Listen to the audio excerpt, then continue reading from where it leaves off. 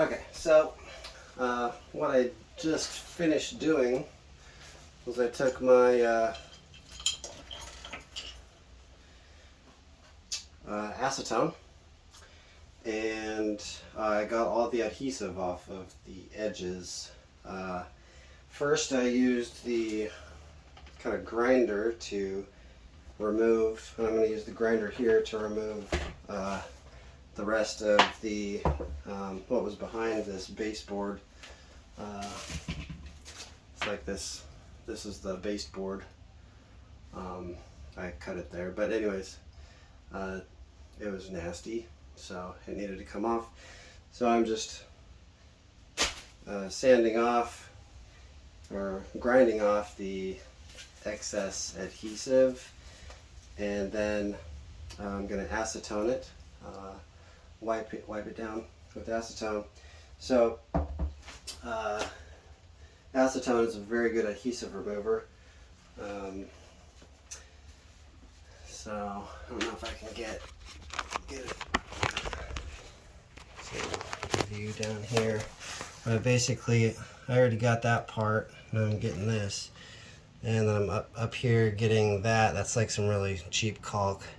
So I'm just grinding it off, and what I'm going to do is, after I'm done grinding it off, and this tub is all ready, I need to take that drain out. And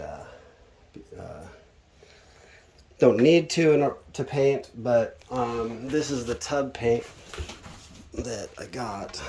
This is tub and tile refinishing. So you spray it and you get a fresh new tub.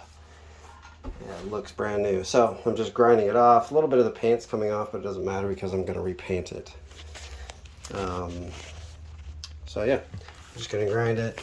Let's show you how it's done a little bit.